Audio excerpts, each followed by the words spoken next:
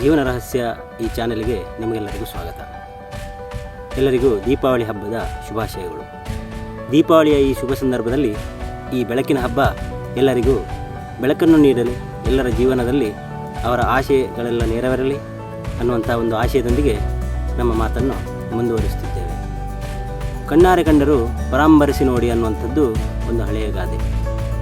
ನಮ್ಮ ಈ ಗಾದೆ ಮಾತುಗಳು ನಿಜವಾಗಿ ನಮ್ಮ ಮನುಷ್ಯನ ಜೀವನವನ್ನು ತುಂಬ ಉನ್ನತ ಸ್ಥಾಯಿಗೆ ಕೊಂಡೊಯ್ಯುವಂತಹ ಕೆಲವು ಸೂಕ್ತವಾದಂತಹ ಉಪನಿಷತ್ತುಗಳು ಅಂತ ಹೇಳಿದರೂ ತಪ್ಪಾಗಲಿಕ್ಕಿಲ್ಲ.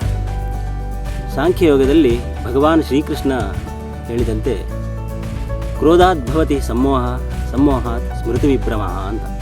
ಅಂದರೆ ಯಾವುದೇ ಸಿಟ್ಟುಗಳಿಂದ ಅಥವಾ ಸಿಟ್ಟಿನಿಂದ ನಮ್ಮ ಮನಸ್ಸು ಕ್ರೋಧದಿಂದ ಉನ್ಮತ್ತನಾಗಿ ಅದು ಯೋಚನೆ ಮಾಡುವ ಶಕ್ತಿಯನ್ನೇ ಕಳ್ಕೊಳ್ತದೆ. ಅಂದರೆ ಅದಕ್ಕೆ ಹಿಂದಿನವರು ಹೇಳಿದ್ದು ಕಣ್ಣಾರೆ ಕಂಡರು ಪರಾಂಬರಿಸಿ ನೋಡಿ ಅಂತ. ಕೆಲವೊಮ್ಮೆ ಕಣ್ಣಾರೆ ಕಂಡದ್ದೂ ಕೂಡ ಸತ್ಯವಾಗಿಲ್ಲದೇ ಇರ್ಬೋದು.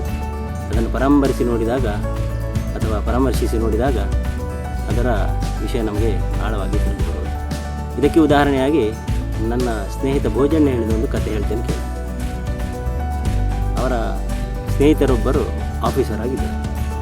ಅವರು ಆಫೀಸಿನಿಂದ ಬರುವುದು ಲೇಟ್ ಆಯಿತು ಅಂತ ಹೇಳಿದ ಕೂಡಲೇ ಹೆಂಡತಿಗೆ ಮನೆಯಲ್ಲಿ ಕಿರಿಕಿರಿ ಶುರುವಾಯಿತು. ಹೆಂಡತಿ ಅಂದ್ಕೊಂಡು ಇಷ್ಟು ದಿನ ಲೇಟಾಗಿ ಬರ್ತಿದ್ರು ಕೂಡ ಈ ವ್ಯಕ್ತಿ ನಮಗೊಂದು ಫೋನ್ ಆದರೂ ಮಾಡ್ತಿದ್ದ, ಇವತ್ತು ಯಾಕೆ ಫೋನ್ ಮಾಡಲಿಲ್ಲ ಅನ್ನುವಂಥ ಸಿಡಿಮಿಡಿಗೊಳ್ಳಿಕ್ಕೆ ಸ್ಟಾರ್ಟ್ ಆಯಿತು. ಆ ಮನಸ್ಸಿನ ಕಿರಿಕಿರಿ ಎಲ್ಲಿ ತನಕ ಹೋಯಿತು ಅಂತ ಹೇಳಿದರೆ ಪಕ್ಕದ ರೂಮಿನಲ್ಲಿ ಮ್ಯಾಚ್ ನೋಡ್ತಿದ್ದ ಆ ಹುಡುಗನ ಮೇಲೆ ಅವಳ ಸಿಟ್ಟು ಹೋಯಿತು. ಅವಳು ಸಿಟ್ಟಿನಿಂದ ಬೊಬ್ಬೆ ಹಾಕಿದ್ಳು. ತಂದೆ ಮನೆಗೆ ಬರಲಿಲ್ಲ, ಆದರೂ ಕೂಡ ನಿಮಗೆ ಇದು ಮ್ಯಾಚೇ ಇಂಪಾರ್ಟೆಂಟ್ ಅಲ್ವಾ ಅಂತ. ಮಗ ಸಿಟ್ಟಿನಿಂದ ಗೊಣಗಿದ. ಹಾಗಾದರೆ ನಾವೇನು ಆಸ್ಪತ್ರೆ ಬಗ್ಗೆ ಅವರನ್ನು ನೋಡಬೇಕಾಗಿಲ್ಲ ಅಂತ. ಇವಳಿಗೆ ಕಿರಿಕಿರಿ ಶುರುವಾಯಿತು, ಹೆದರಿಕೆಯೂ ಶುರುವಾಯಿತು. ಆ ಭಯ, ದುಃಖ, ಅಸಹನೆಯಿಂದ ಆಕೆ ಮನಸ್ಸಿನಲ್ಲೇ ತಳಮಳಗೊಳ್ಳಲು ಆರಂಭಿಸಿತು. ಅಷ್ಟೊತ್ತಿಗೆ ಕಿಚನ್ನಲ್ಲಿ ಜ್ಯೂಸ್ ಮಾಡ್ತಿದ್ದ ಮಗಳು ಗ್ಲಾಸನ್ನು ಕೈಯಿಂದ ಕೆಳಗೆ ಹಾಕಿದ. ಗ್ಲಾಸ್ ಕೆಳಗೆ ಹಾಕಿದ ಕೂಡಲೇ ಫಳಾರೆಂದು ಶಬ್ದ ಬಂತು. ಪುನಃ ಈ ಹೆಂಗಸು ಅಲ್ಲಿಗೆ ಓಡಿದ್ಲು. ಮಗಳಿಗೆ ಇನ್ನೊಂದು ಸ್ವಲ್ಪ ಬೈಗಳು ಮಾಡಿದ್ಲು. ಇದೆಲ್ಲ ಆಗಿ ಆಕೆಯ ತಲೆಯಲ್ಲಿ ಸಿಟ್ಟು, ಸೆಳವುಗಳು ಜಾಸ್ತಿ ಆದಾಗ ಇನ್ನು ಹೆದರಿಕೆ ಶುರುವಾಯಿತು. ಇನ್ನು ಗಂಡನಿಗೆ ಏನಾಗಿದೆ ಅನ್ನುವಂಥ ಆತಂಕ ಶುರುವಾಯಿತು. ಸುಮ್ಮನೆ ಕುಸಿದು ಸೋಫಾದ ಮೇಲೆ ಕುಳಿತರು. ಸ್ವಲ್ಪ ಹೊತ್ತಿನಲ್ಲೇ ಗಂಡ ಬಂದ ಕೂಡಲೇ ಗಂಡನನ್ನು ಬಾಯಿ ಬಂದಾಗಿ ಬೈದಳು. ಒಂದು ಫೋನ್ ಮಾಡಿ ಹೇಳಲಿಕ್ಕೆ ಆಗೋದಿಲ್ವ ಅಂತ.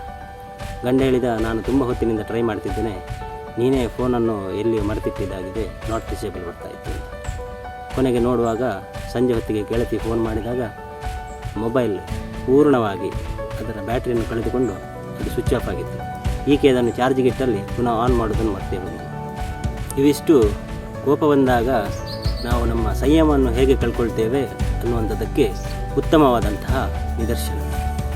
ಆಕೆ ಸ್ವಲ್ಪ ಆಲೋಚನೆ ಮಾಡಿದ್ದರೆ ಈ ಆತಂಕ, ಆ ಭಯ, ಆ ದುಃಖ ಅವಳಿಗೆ ಆಗ್ತಾ ಇರಲಿಲ್ಲ. ಹೀಗೆ ಮನುಷ್ಯ ವಿಷಾದದಲ್ಲಿದ್ದಾಗ ಮಾತ್ರ ಬೇರೊಬ್ಬರ ಬುದ್ಧಿವಾದವನ್ನು ಕೇಳ್ತಾನೆ. ಇಲ್ಲದಿದ್ದರೆ ಆತನಿಗೆ ಕೇಳಲು ಆ ಸಂಯಮ ಇರುವುದಿಲ್ಲ. ಯಾವತ್ತು ಅರ್ಜುನ ರಣಭೂಮಿಯಲ್ಲಿ ವಿಷಾದದಲ್ಲಿದ್ದನೋ ಅವತ್ತೇ ಶ್ರೀಕೃಷ್ಣ ಭಗವಾನ್ ಅವನಿಗೆ ಭಗವದ್ಗೀತೆಯನ್ನು ಬೋಧಿಸಿದ. ಈ ಭಗವದ್ಗೀತೆ ಅನ್ನುವಂಥದ್ದು ಒಂದು ಅದ್ಭುತ. ಇದರ ವಿಷಯಗಳನ್ನು ನಮ್ಮ ಮುಂದಿನ ಸಂಚಿಕೆಗಳಲ್ಲಿ ಹೇಳೋಣ, ಮುಂದಿನ ಸಂಚಿಕೆಗಳಲ್ಲಿ ಚಿಂತಿಸೋಣ. ಅಲ್ಲಿಯವರೆಗೆ ನಮಸ್ಕಾರ.